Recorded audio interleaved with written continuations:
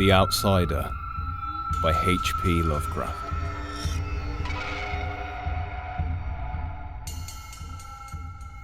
Unhappy is he to whom the memories of childhood bring only fear and sadness. Wretched is he who looks back upon lone hours in vast and dismal chambers with brown hangings and maddening rows of antique books, or upon awed watches in twilight groves of grotesque, gigantic and vine-encumbered trees that silently wave twisted branches far aloft. Such a lot the gods gave to me. To me, the dazed, the disappointed, the barren, the broken. And yet, I am strangely content, and cling desperately to those sere memories where my mind momentarily threatens to reach beyond the other. I know not where I was born, save that the castle was infinitely old and infinitely horrible, full of dark passages and having high ceilings where the eye could find only cobwebs and shadows. The stones in the crumbling corridors seemed always hideously damp, and there was an accursed smell everywhere, as of the piled-up corpses of dead generations. It was never light, so that I used sometimes to light candles and gaze steadily at them for relief. Nor was there any sun outdoors, since the terrible trees grew high above the topmost accessible tower.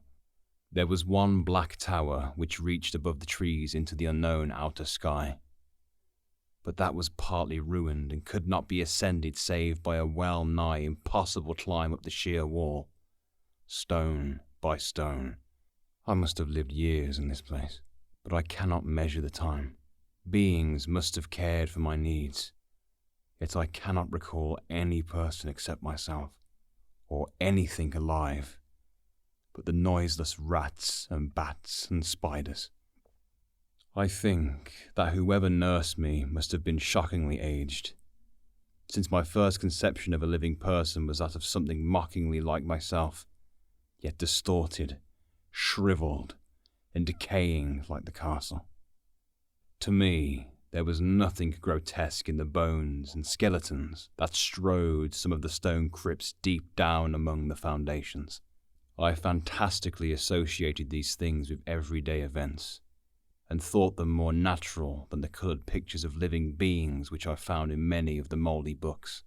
From such books I learned all that I know. No teacher urged or guided me, and I do not recall hearing any human voice in all those years, not even my own. For although I had read of speech, I had never thought to try to speak aloud. My aspect was a matter equally unthought of, for there were no mirrors in the castle, and I merely regarded myself by instinct as akin to the youthful figures I saw drawn and painted in the books. I felt conscious of youth, because I remembered so little. Outside, across the putrid moat and under the dark mute trees, I would often lie and dream for hours about what I read in the books, and would longingly picture myself amidst gay crowds in the sunny world beyond the endless forest. Once, I tried to escape from the forest, but as I went farther from the castle, the shade grew denser and the air more filled with brooding fear, so that I ran frantically back lest I lose my way in a labyrinth of nighted silence. So, through endless twilights, I dreamed and waited, though I knew not what I waited for. Then, in the shadowy solitude, my longing for light grew so frantic that I could rest no more, and I lifted entreating hands to the single black ruined tower that reached above the forest, into the unknown outer sky. And at last I resolved to scale that tower, fall though I might, since it were better to glimpse the sky and perish, than to live without ever beholding day. In the dank twilight I climbed the worn and aged stone stairs till I reached the level where they ceased, and thereafter clung perilously to small footholds leading upward.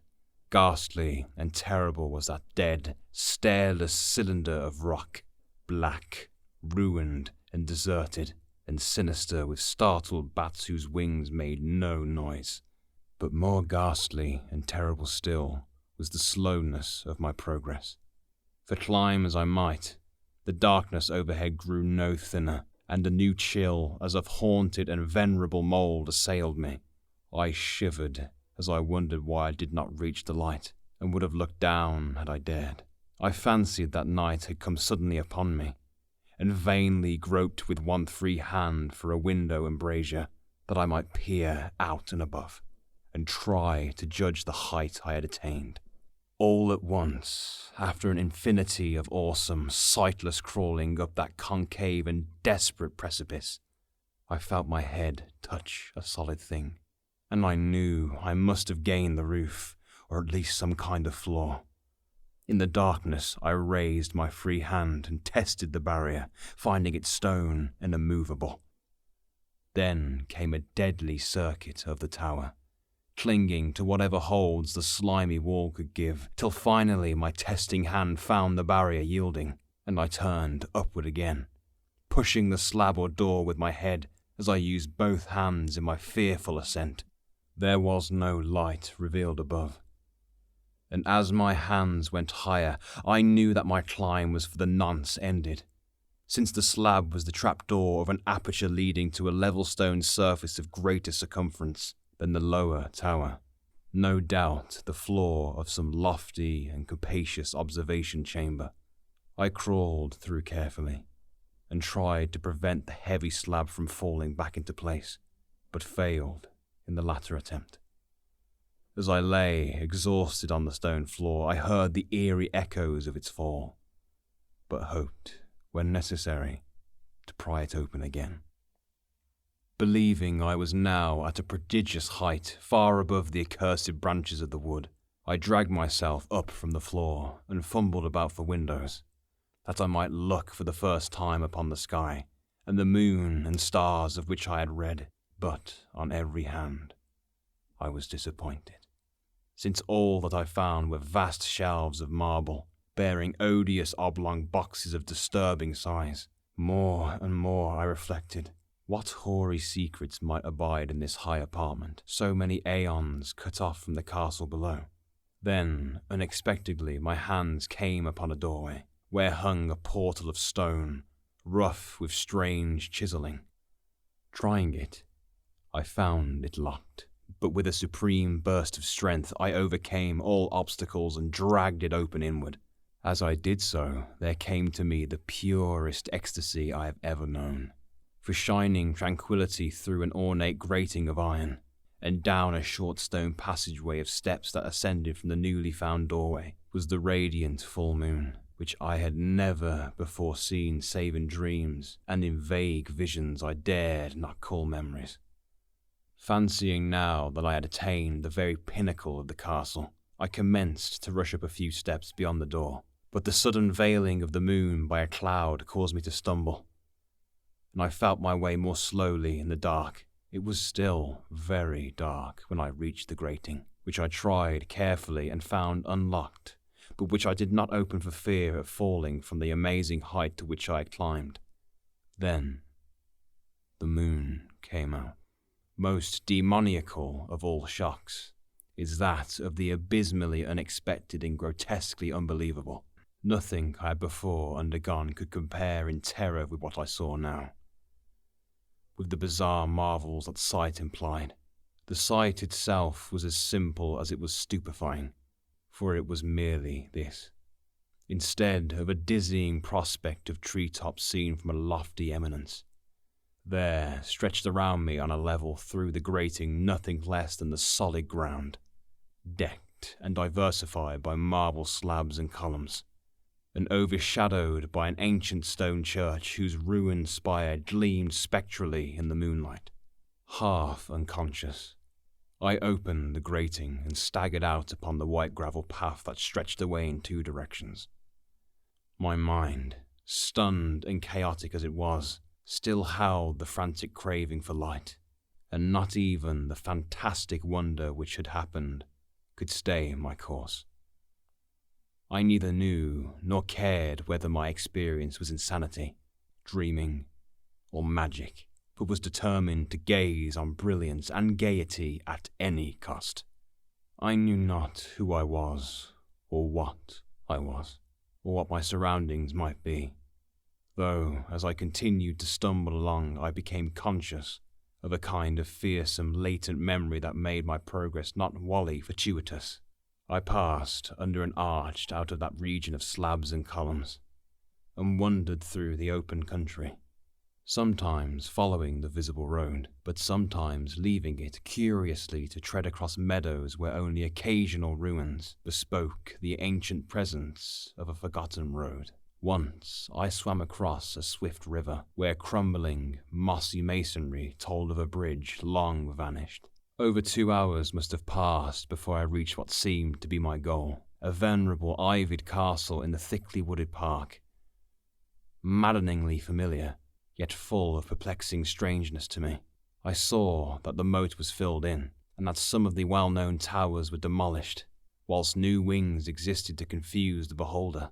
But what I observed with chief interest and delight were the open windows, gorgeously ablaze with light and sending forth sound of the gayest revelry. Advancing to one of these, I looked in and saw an oddly dressed company, indeed, making merry and speaking brightly to one another. I had never seemingly heard human speech before, and could guess only vaguely what was said. Some of the faces seemed to hold expressions that brought up incredibly remote recollections. Others were utterly alien. I now stepped through the low window into the brilliantly lighted room, stepping as I did so from my single bright moment of hope to my blackest convulsion of despair and realization. The nightmare was quick to come, for as I entered, there occurred immediately one of the most terrifying demonstrations I had ever conceived. Scarcely had I crossed the sill when there descended upon the whole company a sudden and unheralded fear of hideous intensity, distorting every face and evoking the most horrible screams from nearly every throat. Flight was universal, and in the clamour and panic several fell in a swoon and were dragged away by their madly fleeing companions. Many covered their eyes with their hands and plunged blindly and awkwardly into their race to escape, overturning furniture and stumbling against the walls before they managed to reach one of the many doors. The cries were shocking, and as I stood in the brilliant apartment alone and dazed, listening to their vanishing echoes, I trembled at the thought of what might be lurking near me unseen. At a casual inspection, the room seemed deserted, but when I moved towards one of the outlows, I thought I detected a presence there, a hint of motion beyond the golden arched doorway leading to another, and somewhat similar room. As I approached the arch, I began to perceive the presence more clearly. And then, with the first and last sound I ever uttered, a ghastly ululation that revolted me almost as poignantly as its noxious cause, I beheld in full, frightful vividness in inconceivable, indescribable, and unmentionable monstrosity which had by its simple appearance changed a merry company to a herd of delirious fugitives. I cannot even hint what it was like, for it was a compound of all that is unclean, uncanny, unwelcome, abnormal, and detestable. It was the ghoulish shade of decay, antiquity, and desolation. The putrid, dripping eidolon of unwholesome revelation, the awful bearing of that which the merciful earth should always hide. God knows it was not of this world, or no longer of this world. Yet, to my horror, I saw in its eaten away and bone-revealing outlines a leering, abhorrent travesty on the human shape, and in its mouldy, disintegrating apparel, an unspeakable quality that chilled me even more. I was almost paralyzed, but not too much so to make a feeble effort toward flight, a backward stumble which failed to break the spell in which the nameless, voiceless monster held me. My eyes, bewitched by the glassy orbs which stared loathsomely into them, refused to close, though they were mercifully blurred and shewed the terrible object but indistinctly after the first shock. I tried to raise my hand to shut out the sight, yet so stunned were my nerves that my arm could not fully obey my will. The attempt, however, was enough to disturb my balance, so that I had to stagger forward several steps to avoid falling. As I did so, I became suddenly and agonizingly aware of the nearness of the carrion thing, whose hideous, hollow breathing I half fancied I could hear. nearly mad. I found myself yet able to throw out a hand to ward off the fetid apparition, which pressed so close. When, in one cataclysmic second of cosmic nightmarishness and hellish accident, my fingers touched the rotting, outstretched paw of the monster beneath the golden arch, I did not shriek, but all the fiendish ghouls that ride the night wind shrieked for me as in that same second there crashed down upon my mind a single and fleeting avalanche of soul-annihilating memory. I knew, in that second, all that had been. I remembered beyond the frightful castle, and the trees, and recognized the altered edifice in which I now stood. I recognized, most terrible of all, the unholy abomination that stood leering before me as I withdrew my sullied fingers from its own. But in the cosmos there is balm as well as bitterness, and that balm is nepenthe. In the supreme horror of that second I forgot what had horrified me, and the burst of black memory vanished in a chaos of echoing images. In a dream I fled from that haunted and accursed pile, and ran swiftly and silently in the moonlight. When I returned to the churchyard place of marble and went down the steps, I found the stone trapdoor immovable, but I was not sorry, for I had hated the antique castle and the trees.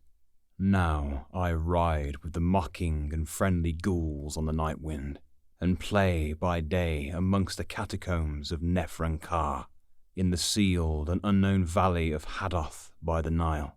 I know that light is not for me, save that of the moon over the rock tombs of Neb, nor any gaiety save the unnamed feasts of Nitocris beneath the Great Pyramid.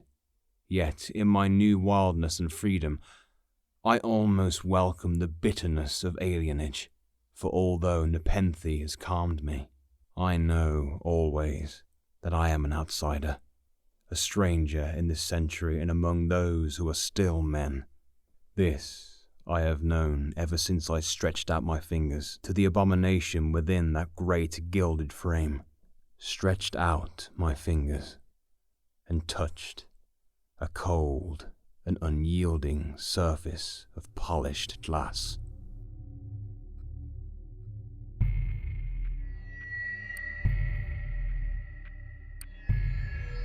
That was The Outsider by H.P. Lovecraft, read by James Alexander.